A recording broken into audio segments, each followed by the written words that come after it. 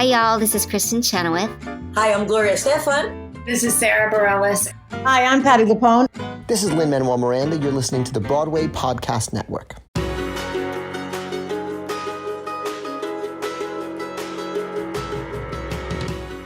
Welcome to another episode of the Theater Podcast, intimate personal conversations with theater's biggest names. I am Alan Seals. And I'm Jillian Hoffman. And we are online. In case you haven't followed us on Instagram or Twitter, we're theater_podcast, on facebook.com/official theater podcast. And as always, you can contact us, feedback@thetheaterpodcast.com.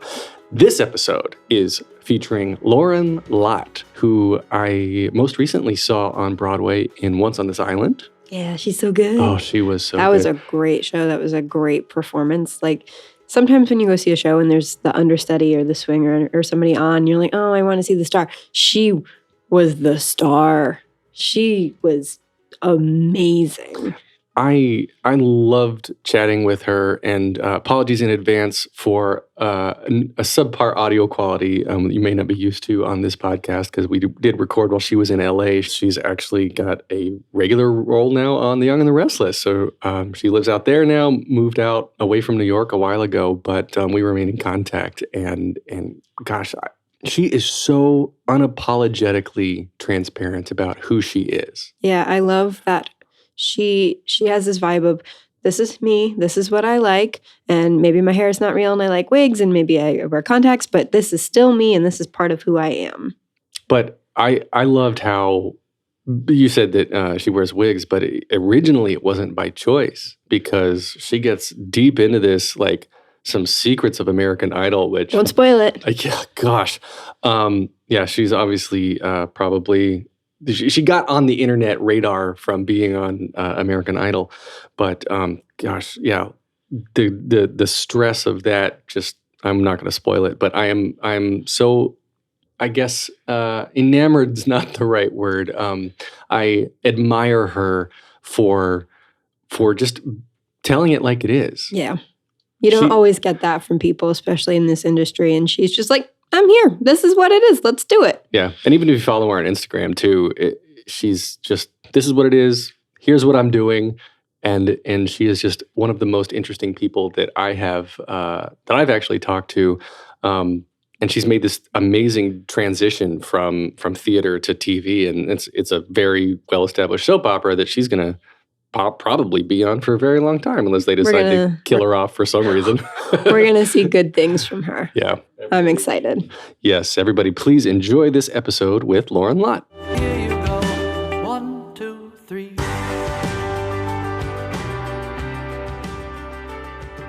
Today I have the pleasure of speaking with a uniquely talented individual. She's appeared on Broadway in Motown the Musical and Once on This Island, after making it to the top 16 in American Idol season 14, now playing the character of Anna Hamilton in The Young and the Restless, star of stage and screen, and twin, if I understand correctly. Loren Lott, thank you for taking the time to chat with me today. Hey, thank you for having me. No problem. So you are a twin, right? I got that right? Yeah, I'm totally a twin. Are you the older or younger twin? I'm the older twin. Boop, boop. So younger brother or sister? It's a brother. Brother. And do you beat up on him all the time like an older sister should? Man, yes. Of course I do. Mind you, he's like 9 feet taller than me now. He had a crazy growth spurt when we were in like middle school. So he's like massive. He's like actually a very big man, and then I'm a very small lady. Well, you're like, what, 5'4", 5'5"? Well, thank you. I'm 5'3.5" exactly, but I'll take it. How tall is your brother then? Oh, I don't know. He's got to be like 6'2", 6'3". Jeez, are your parents tall? Yeah. My mother is not, but all of the men in the family are tall. So nice. Well, that's actually a perfect segue, because on the podcast here, we like to go back to your humble beginnings and talk about what made you who you are and where you got to where you are right now. So let's just rewind the clock a little bit and tell me about what you were like as a kid. When did you start performing and singing? Well, I've started singing in church when I was 1 year old. Around 12 months, my grandmother started putting me on stage to sing, or whatever version of singing that is. Mm-hmm. You can do at 1. That's what I started doing, and I started performing at certain events that my grandmother is, she was a politician. She's not really anymore. But she's still like very active, but she was the first African-American president of the San Diego School Board. No kidding. Yeah. So I went to a lot of events and, I spoke at a lot of things, sang in a lot of things. So I started getting, comfortable in front of, an audience. And then I definitely became like the look at me type of girl. Like, oh, look at me, watch me sing. Watch me dance. Watch me create a play that I just pulled out my armpit and just like watch me do it. Whoop whoop. So I was always that girl until I turned 15 and got stage fright for the very first time. Changed everything. I was still like, look at me, but I was still also like, can you like look at me like after I'm confident that I'm killing it, then turn around again. So, I guess, those are in the impressionable years when all of a sudden you want everybody to like you regardless. Oh, yes, yeah. Definitely. But, so you grew up in San Diego, right? Yes. And how long were you in San Diego then? I was in San Diego for until I was about 17. I left for college when I was 17. Okay, so you were there until 17, but I remember I was reading a story about you online that that you submitted yourself to auditions out there on the West Coast when you were 13, but before that, it was around age 6 or 7 or something. You wanted to go somewhere, and your mom said you couldn't because you'd be famous or something. Yes, so I wanted to be a star like early. I was like, Mom, I want to act. Like this is what I want to do. And she was like, no, because you won't have a normal childhood. And I want you to have a childhood, and you won't be able to like go to the bathroom by yourself because people won't go to the bathroom, and you won't be able to go to Knott's Berry Farm because people will be like following you into the bathroom. And I thought about like personal, but like, when you have a twin, you don't really use the bathroom alone anyway. Because they come with you, you do everything together. So the thought of more people in the bathroom seemed horrible. So I was like, no, I'm not going to do that to myself. I'll wait. And she said, ask me again when you're 13. And I did. Totally remembered and asked her when I was 13. But before that, for sure, she was like, you'll get followed. And we had watched it. We had watched like she showed me like the American Dream story, the Michael Jackson movie where he was like, had a horrible childhood. And then we watched something about like Full House where the girl tried to go to the bathroom at Disneyland and people were following her into the bathroom. Like she definitely traumatized me with it. And I was like, oh yeah, no, that's for the birds. I'm not doing any of that. That's so weird. I left it alone. I mean, smart of her, I guess. But then on your 13th birthday, like literally on your birthday, you asked for a copy of Backstage magazine. Is that what it was? I think, I mean, she definitely remembers better than I do. I like suck remember this, but I remember being 13. I don't remember if it was on my birthday, but it was what I wanted for a gift. So maybe it was my birthday, but I did ask her if she would get me a subscription to Backstage.com because I had heard a lot of directors talking about it and saying that was where they were finding talent or where they were, where a lot of agencies were looking there and they put auditions up there. And at the time that was the only like casting net place that I knew of. So I wanted to be on it immediately.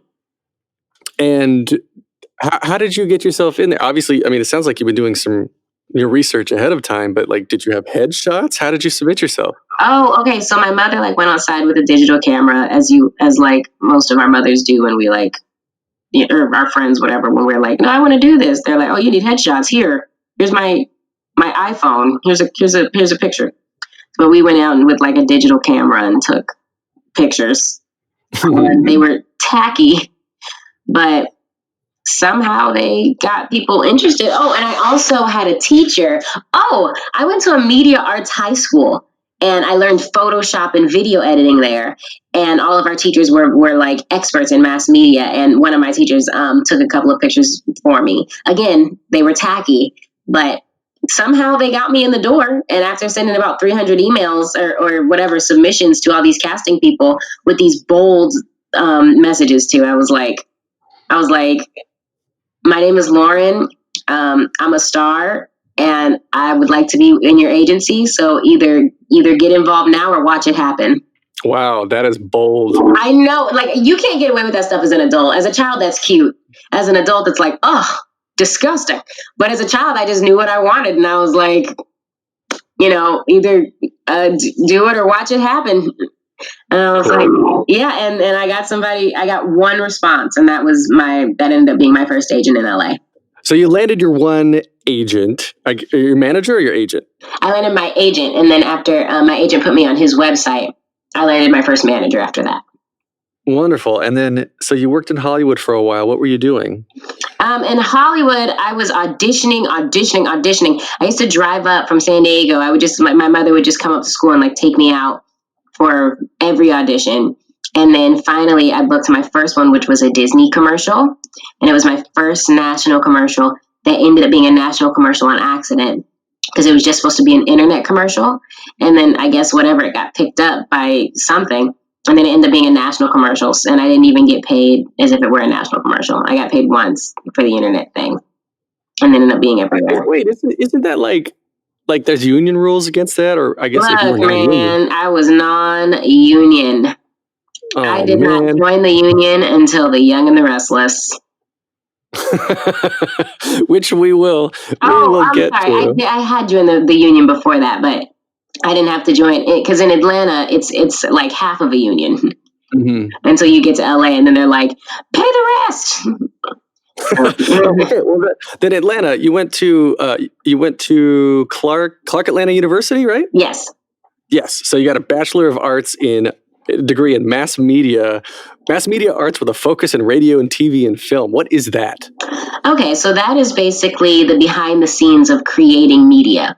So that is the news, that's reporting, that's video editing, camera work, coming up with a story. That's the research of Black people in media. This from a long time ago.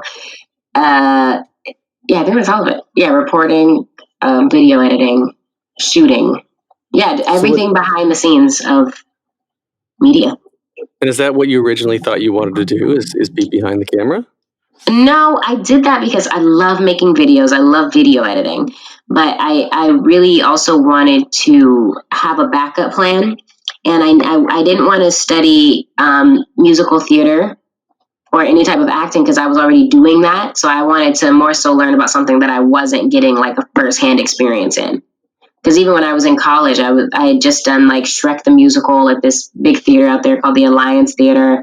And I was working a lot in Atlanta. So I wanted something else. Like I didn't want that to become, I didn't want to work in that and come and like do it and then be frustrated if I wasn't doing enough in the class. I just wanted to, I wanted something that I wasn't already learning. And I figured if anything failed, I would be able to go behind the scenes and become a producer or an editor or something like that. But I really didn't think anything would fail. I really got a degree so that I could tell people I had one so people wouldn't bother me in the future.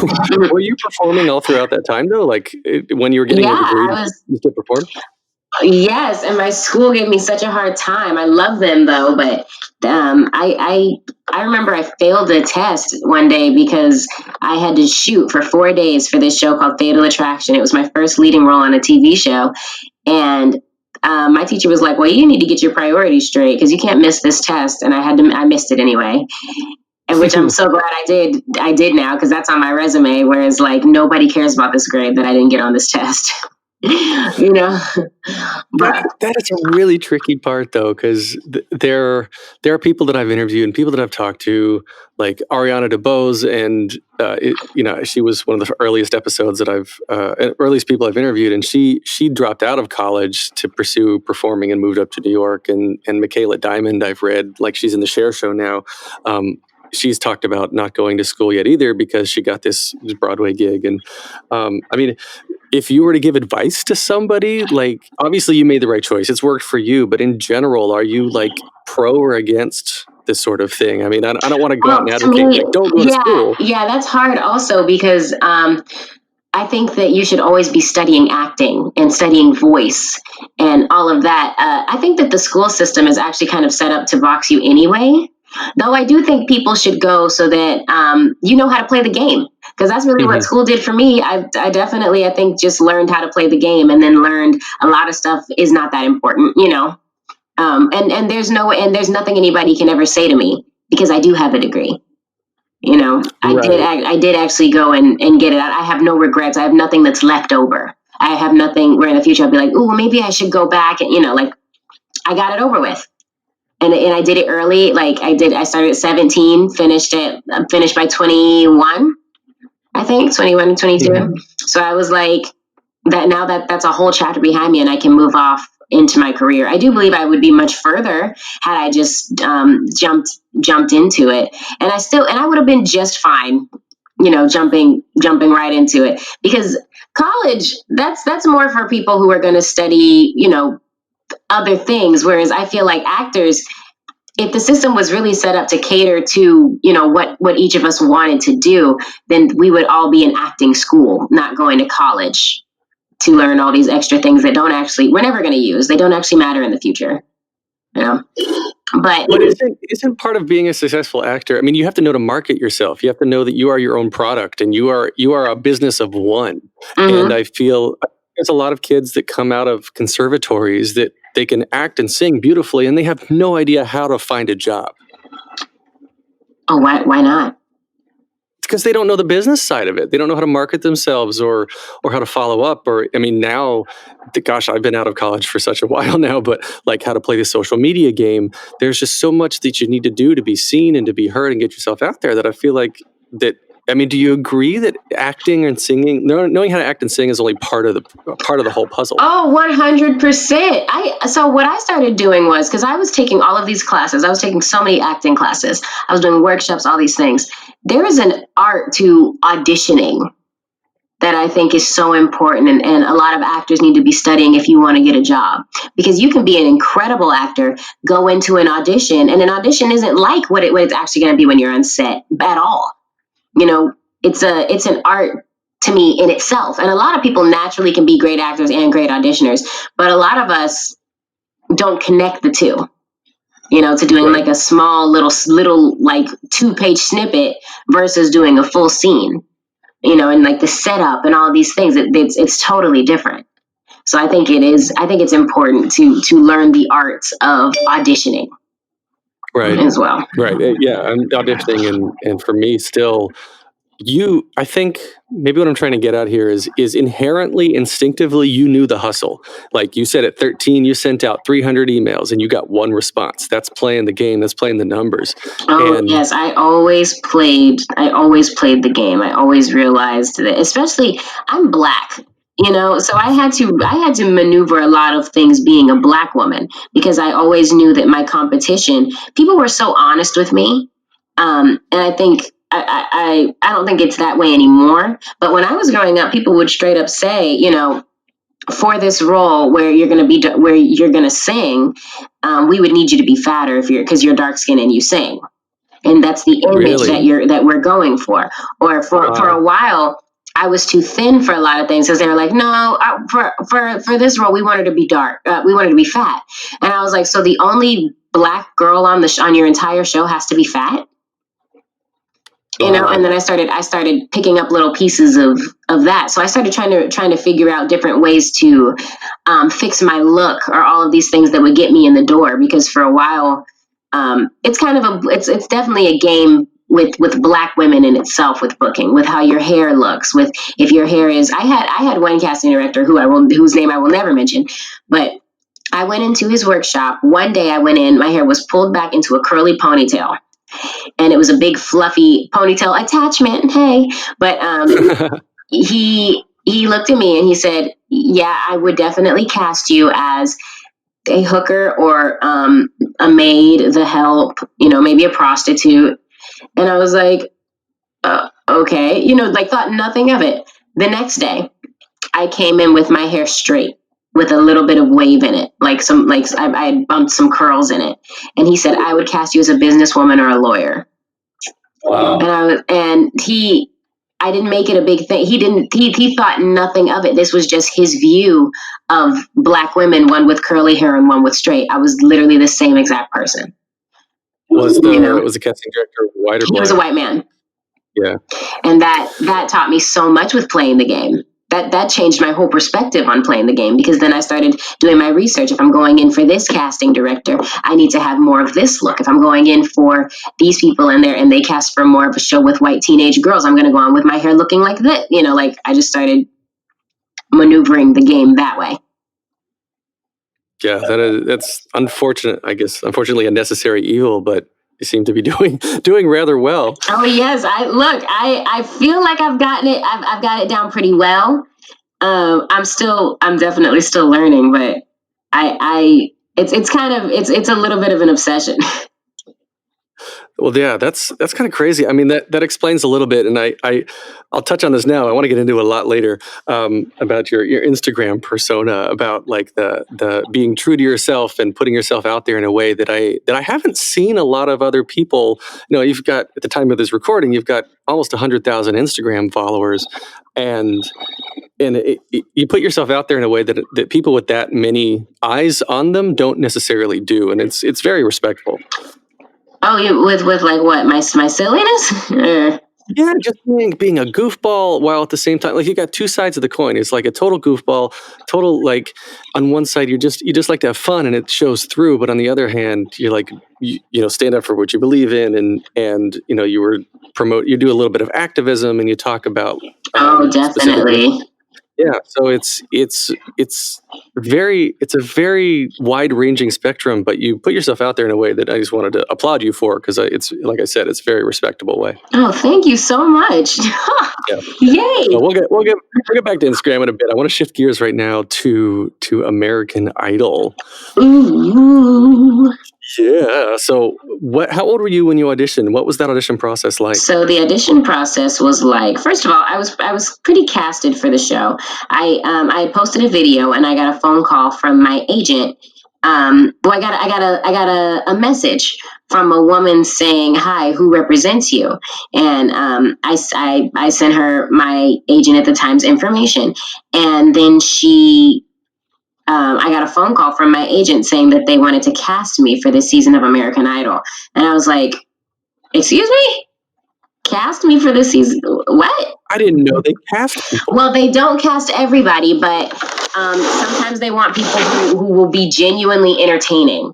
So, and there were about 20 of us, or maybe more, who they found and casted to legit just be talented and entertaining. Because I think the issue was a lot of people who were still auditioning for Idol, they were having an issue not producing stars. So they went on a hunt specifically for, quotations, stars. So they got people who they thought were funny, people who were like entertaining, and people who could obviously sing. We all had to be able to sing. But we all went and like got casted. So I didn't have to go and do the big audition in any type of stadium or anything like that. I went to the city I was told to go to, that they picked for me to go to. And then, and the judges didn't even say yes to me the first time. They said no. But they aired it as if they said yes, because they had me go in a second time. And when I was about to leave, they were like, please wait around. And then I did. And then they said yes. But someone had pulled me aside before I even went in and was like, yeah, so just keep doing what you're doing. You're going to make it through. And I was like, okay, cool. I think you just pulled back the curtain on some shady American Idol stuff right there, man. Oh, oops. Delete it. Oh, no. I don't know. That's incredible. Oops. I didn't know they did that. Don't tell nobody. Well, if you want, we can cut it out. It's fine. You can keep some of it. Shoot. Was it stressful for you at any point? Oh my gosh, man, it was the worst experience ever. It is so, oh my gosh, it is gut-wrenchingly stressful. Like, there's stress, really? And then there's that. Oh my gosh. They never tell you what's going on. You can't leave the hotel. You can't do all of these things. And then if you can, you have to let all these people know what you're doing, where you are. It's overwhelming. And then you're also in this little bubble where it seems like you matter so much. There's people screaming outside when you walk outside. And then when you're off the show, none of that mattered. Nobody cares. No, millions of people stop watching Idol after Adam Lambert. It's a totally different world. And I recently saw a thing on E! Where they mentioned that most people who were on American Idol had PTSD And that is No so kidding. true. Yes. When I hear that, I used to, like, my heart sinks. Like, it gives me anxiety. And I have not been able to watch American Idol, The Voice, even The Four, any of these, because I know how it really goes behind the scenes. Wow. I had no idea. Yeah, it's like hella, it's very stressful. And did I read correctly that after American Idol, your hair started to come out? Oh my gosh, yes. Well, during American Idol, I was losing tons of hair, like just coming out, shedding in balls, because we were From the stress. we were all so stressed. It was so stressful. Yeah. And there's so many people in your ear. Like, it's very overwhelming, especially when I said no the first time that they asked me to be on the show. Well, I said no to my agent. I said, no, I have no interest in being on that show, because I knew that it would be a lot. You know, you're standing in front of America saying, judge me. Standing in front of anywhere, you get judged anyway. So to open your arms to it, it's overwhelming. Huh. Yeah, it was a lot. I don't even know what to say with this. This is a side of the show business that I guess, we know it's there. They're not going to sit here and tell you. But they had a psychiatrist on deck for us, because they knew how stressful and like rough it is. Plus, they didn't even like warn us that as soon as this starts. Oh, can you hear me still? Hello? What's that? Can you still hear me? Yeah. Oh, they didn't even warn us that as soon as this starts, all these blogs and everything start coming out, and then your life literally changes overnight. And they didn't. How did yours change? Well, all these people were now starting to talk about me, and people weren't very positive either. It was just like immediately I was getting there were like hundreds of pictures all around, and on social media, and social media was it was still like popping, but it's not what it is now. I mean, I feel like every year it gets crazier, but this was like 2015. Yeah, so 4 years ago. Yeah. So social media was definitely, it was different. I just had my Instagram. Like, it was different. And I was not prepared at all for everything that we were going to go through. It was very stressful. I think what's the most stressful is just not knowing ever what's going on, and they keep it like that because it makes good TV. The stress and everything, it makes good TV. Wow. Did you use the therapist at all, or were you like just screw this person? I think I did use the therapist once. I know that. Yeah, I think I used them. I think I did. Did it help at all, or my hair's falling out? Obviously, I don't know, because I don't even remember if I used them really. Yeah, that's a pretty damn good point. Yes, I don't know. Hopefully. So then, obviously, I think recently I was looking on your Instagram last night to prep for this, and I think you were saying, or you posted a video recently that your hair is just now growing back. Is that right? Oh my gosh!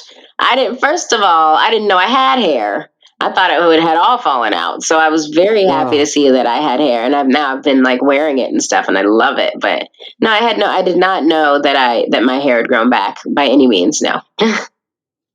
Wow. And so you're big into wigs, obviously. Like I see you posting a lot online about a wig. Yeah, and you got some nice ones too. Oh, thank you so much. Woo. Thanks. I love a wig.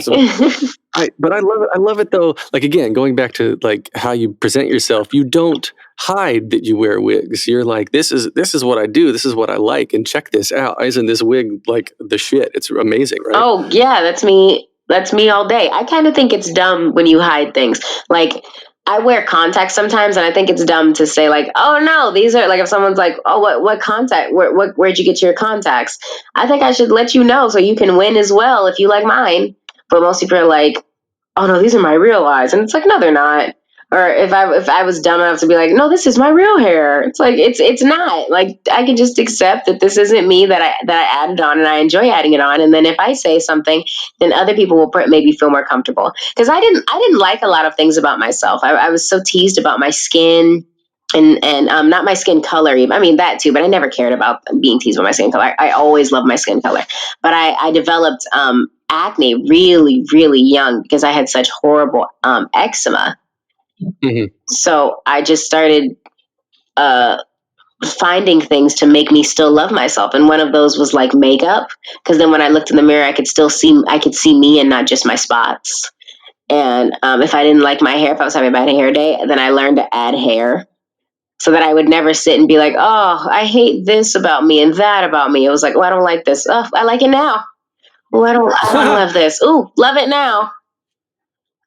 That's a good way. It's very mindful of taking a positive approach versus a negative approach to an issue, I guess, when it's presented to you. And I feel a lot of people they're like, oh gosh, Eeyore, this got me down, womp womp. Whereas, I mean, I met you in person and I get this vibe from you in general anyway, but you're just like, I'm not gonna let that get me down. I'll go fix that now. Yeah, a lot of things don't actually bother me. In America, we let a lot of things stress us out that don't matter.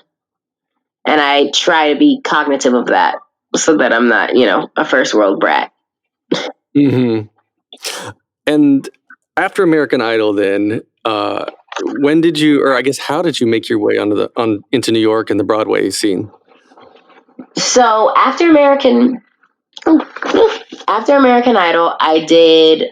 I think I did an independent film, but also I was. A lot of my friends were sending me auditions. They were sending me things that needed a singer. I was getting tagged in a lot of things all over the internet from people in Atlanta who knew that I live there now and stuff, and they would tell me like, oh, this is happening right here, or this is whatever. And one of them was an audition for this show called Born for This. So this was in like 2016. Wow, is it 2016? Maybe 2015. Yeah. Oh, 2015. No, yes, 2015. Oh my gosh, yes. So, all right. So I got, I went in for an audition to understudy Diana, to understudy Diana Ross. And I went in for I taped that audition. And then when I went into the audition for Born for This, I killed it. And then the director was like, so I want you to know I'm the same director who did Motown. And I actually want to get you in for Diana. So then I ended up doing Born for This at the time. They sent me out to do Diana. And then when I was in, we don't have to connect that there. But I went out for that, and then I booked my first national tour. And then the national tour took me to Broadway. After the tour was done, they took me with them to Broadway. And then after that, I took a break for a long time because Broadway was traumatic, or touring was traumatic. I hated tour. So after that, I was like, yeah, we can't. I'm good off this for a while. Then I went. What was it about touring that you didn't like? The inconsistent life of touring. I was not a fan of. Now, a lot of my friends love it. They've been on tour for years. They love it. I was just not that person. I don't know. I just didn't. Yeah. I didn't. Yeah, you're the first person that has mentioned, like the first person in their 20s without children who has mentioned that they dislike touring, because it's a free tour across the country. I mean, it is like, oh, for one, I had a boyfriend, and I hated leaving him at the time, and then also I just felt really lonely on tour. The Motown tour, a lot of people weren't that happy. Because I guess they've been touring for a while. We had, I don't know. It just wasn't always a fun environment. Oh, everybody was already aged also. So it wasn't like an exciting new, because there's a young cast are like happy. They're grateful for a job. Sorry. They're like vibrant and stuff. That wasn't Motown. These were like veterans who were there to like get their money and go home. Wow. These are the sides of theater that we hear a lot about. Thank you. Right. Well, I just want to be honest, because I know so many people were coming up to me like, "Do you love Broadway? Like, what do you think about this?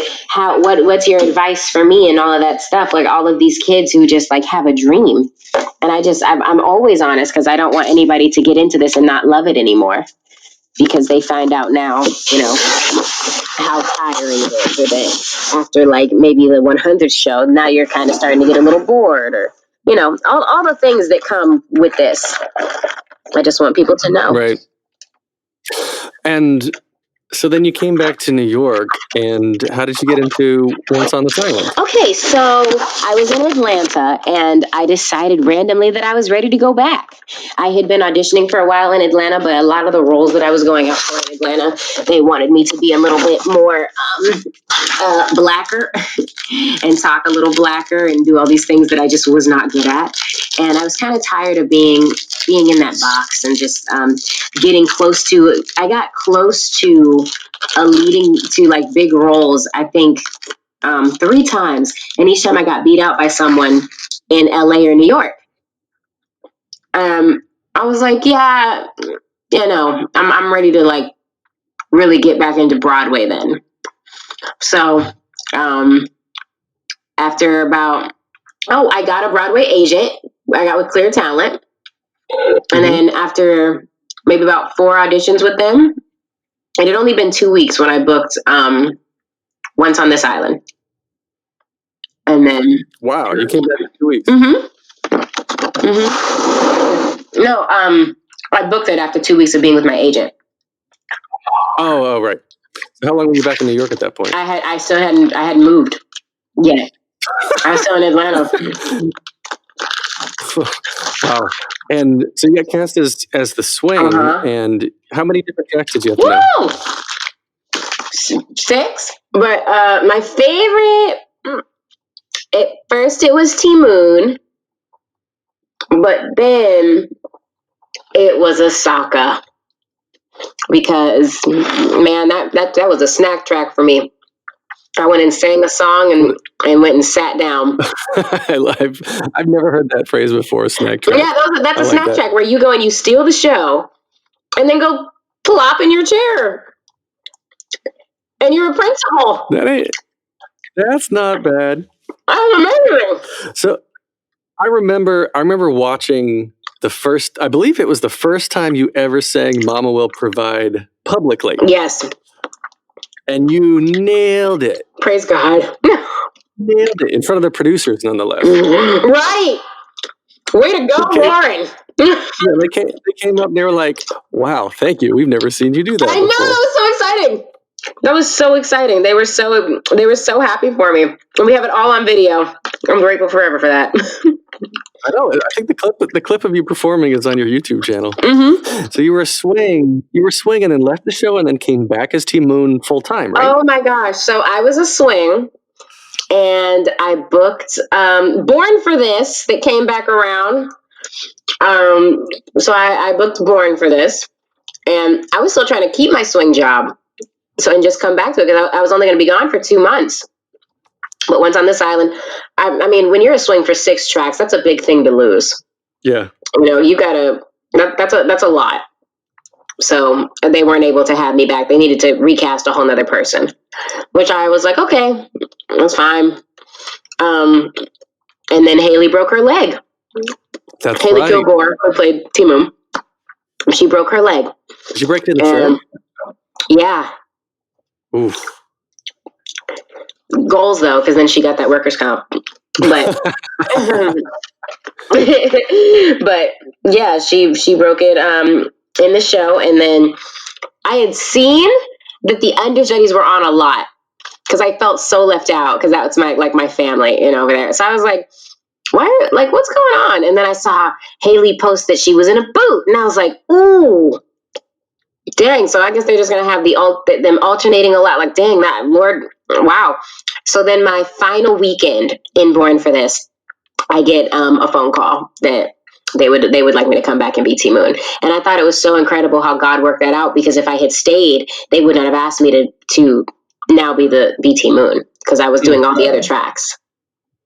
Right. So it was just crazy how it worked out for all of us, really, that they didn't have to, do this big recast, and it was just, I was so grateful. And had the show announced that it was closing at that point? I can't remember. No, it closed months later. Months after I left. How long did you get to play T-Moon then? I got to play T Moon for about, I think maybe 2.5 months, 2 months. I got to play T Moon. That's a solid run. Yeah, it's a stint. That's what the article said when they casted me for The Young and the Restless. They called it she did a stint on Broadway as T Moon. I love that word. So now I use it. I'm like, yeah, I did a stint. So you ended that. The show closed. It was a great show, by the way. I absolutely loved it. And then is that when you moved into The Young and the Restless? No. So after I finished my contract with Once on This Island, I was like, well, it's time for me to move to LA. Because why not? I didn't have a job in New York, and I was like ready to go. So I was like, let me just try LA. Because I wanted to be in LA anyway. That it was beautiful weather, and I'm just more of an LA girl. So I was like, let's try it out. I came here, and everything. I started having a feeling that it was where God wanted me, because everything started falling into place. So I switched over to my LA agency from my New York agency. They had a branch, so that was perfect. And then my managers had an LA branch, so then I just switched on over to them, so that was perfect. I went in and I had all of this money that I'd saved up from Broadway, so I was able to afford to live well. So even if I didn't have a job for a long time, I could still live off of my savings. So there was that. I got an apartment that was very affordable and in a super, super cute building, super safe. And that was in like right where I wanted to be in Hollywood. And I was like, well, this is great. And then my first audition, I made it all the way to the director's session. And I was like, okay, what's going on? So then my second audition, again, I made it to producers or directors. And then my fifth was a tape for The Young and the Restless. And all the black girls in LA were going out for it. So I didn't really think much of it. And then I got the call that they wanted me to come and do a screen test for The Young and the Restless. And I was like, what? Okay. And this was about my third or fourth week in LA, like officially moved into my place and stuff. It was like about my third and fourth week in LA. And I went into the screen test with 8 other girls, did my chemistry read with the boy who now plays my brother. And I got the phone call literally. I left the screen test and they said, my manager said, well, give it about a week before we hear anything. And then I think an hour later, I got the phone call that I had booked the job. And it was, they must have really wanted you. It was crazy. And this all happened so fast. Like, it was like I left, I had only been off Broadway for a month. And then when did you start filming? 7 days later. Wow. Mm-hmm. What's it like on the soap opera set? Is it like a sitcom where you're in front of people and you have only 2 to 3 takes, or do you get to go in and improvise at all? Or how's that compare to the other film work or TV work that we're used to? So you only have about 1 or 2 takes to get it. We usually only do 1. But sometimes we do 2.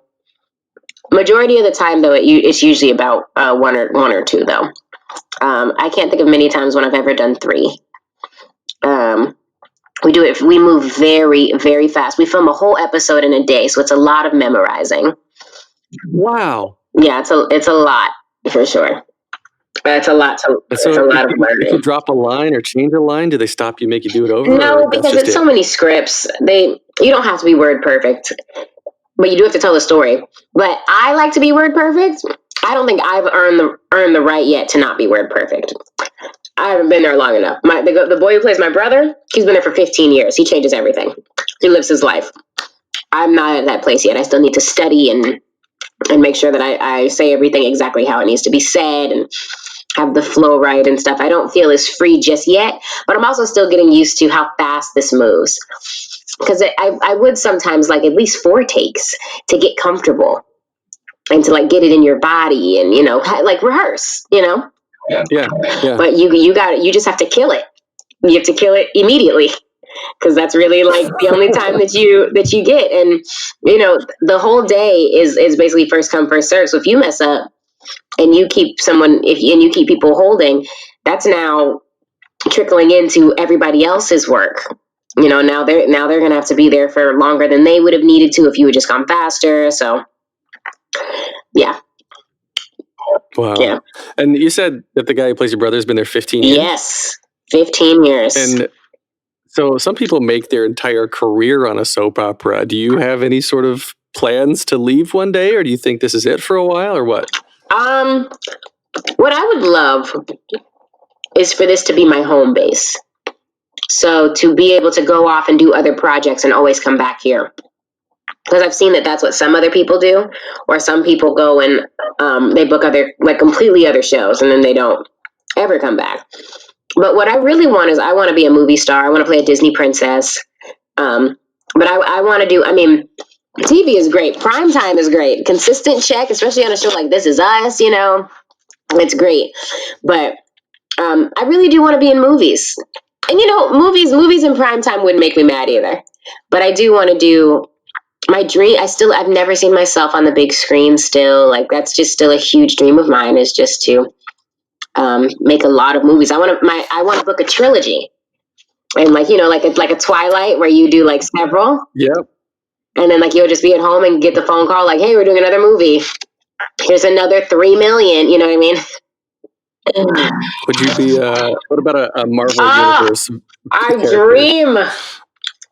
I went out for Black Panther, right? Immediately after my audition, I get a private email that wasn't to my agents or anything. It was just to me from Marvel. And they said, how tall are you? And I was like, ah! They didn't end up going with me, obviously, but like, that's a dream. Wow. I know, I felt so special. Oh man, you were a couple inches off from I know. from making your mark on the Marvel look, Universe. My shortness gets in the way of everything.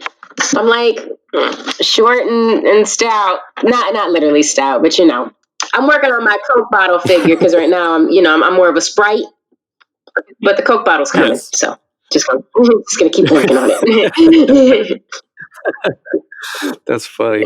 So we've been talking for quite a while. We'll wrap this up here, but before we go, I want to ask you 3 standard questions that I ask everybody on the podcast here. So standard question number 1: what motivates you?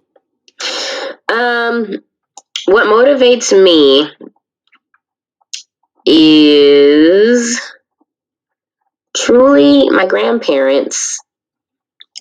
Because I want to do all of these things while they're still alive, because they've been so much help in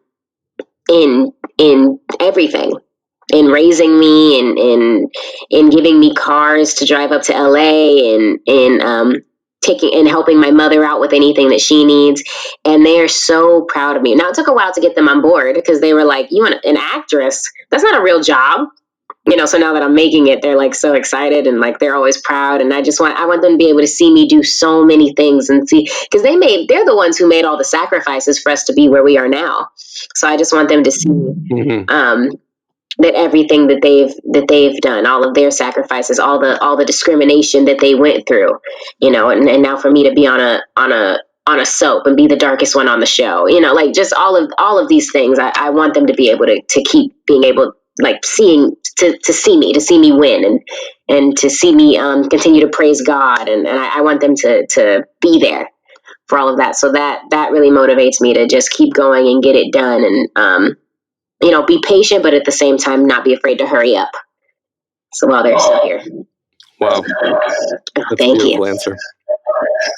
All right, next question is: what advice would you give to your younger self and younger people listening now, starting out down a similar path? My younger self, I would tell my younger self to cut out gluten early, so I wouldn't have to deal with it later. Freaking Loren. And cut out milk and cheese. Doggone it. Just be better with that, Loren. I would tell myself to use concealer early and not think that black eyeliner running is cute. I would also tell myself the worst things to tell myself.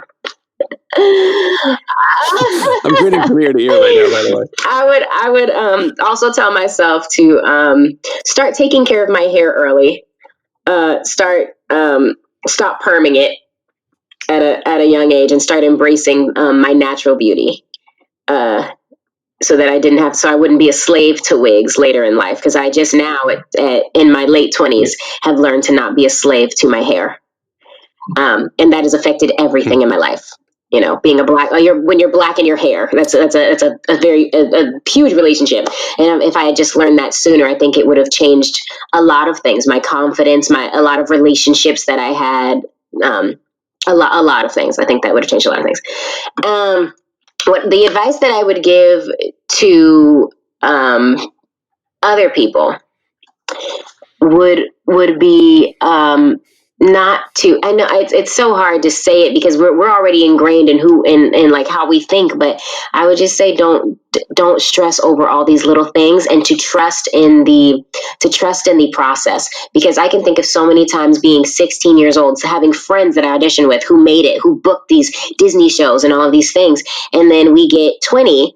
They're not working anymore. Those shows are done. And now they're back in the same grind that I am. And then a few years later, nobody remembers them at all. No one remembers their name. No one can remember that they even saw them in anything. Their money is dried up, all of that stuff. Whereas like me, now I'm like finally starting, but it's so slow, but I'm also learning so many lessons. I'm not being slapped in the face with fame immediately. I get to learn how to manage my money. I get to learn how to give money. I get to learn how to be compassionate for other people and not just be a diva. Because I think sometimes, especially when everything is all about you, it is easy to get lost in that. And to be a diva, because you talk about yourself all day, like it's just you. But I've gotten to now watch other people have their you moments and see people lose themselves, and now I won't. And I've gotten to see people go crazy on drugs, and now I won't. I just get to watch other people. I don't want to say fail, but I get to watch other people's processes and then get to like shape my own. And now I would tell them also to just see their career more as a garden. I mean, as a tree, because a lot of people will have these garden careers where they come and go really fast, while yours is over there, getting the roots and still growing. And, you're looking at this garden that's coming and going and you're not having anything, you're still like underground. No one can see it. But as soon as you sprout and you grow, that tree lasts for like, that tree can last forever. I want mine to be a redwood tree that lasts for like ever and ever. And that outlasts every garden. Yeah. It will outlast me. That's what I want. What I want my career, my legacy to be, instead of these garden careers. But that takes time, and that's a process. That's not going to be fast, like these tomatoes and all of these other things. So I would just say trust in the process, trust in the time. If you don't get something, start saying thank you, because you don't know what that was saving you from that you were going to book in the future that would have hindered you from booking that in the future. That's actually going to change your life and your financial blessings. So I would just say that. Trust the process. Pray a lot. Okay, so last question. If you can only see one show for the rest of your life, but you can see it as many times as you want, what show would you see? That is such a good question. Oh my gosh. One show. You know what? I just got to go with The Lion King. I'm so basic, but I love The Lion King. I am such a Disney fan, man. Doggone it!